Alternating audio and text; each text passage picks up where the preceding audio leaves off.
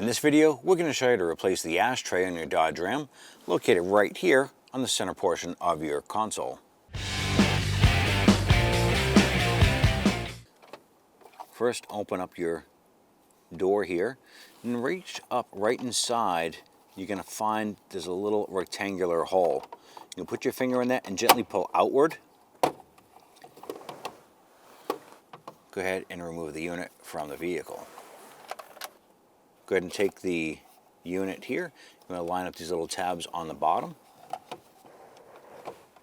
Simply line that up, snap it into place, make sure that's seated, and you're all set. When only the best will do, demand TRQ. The only company that lets you view before you do.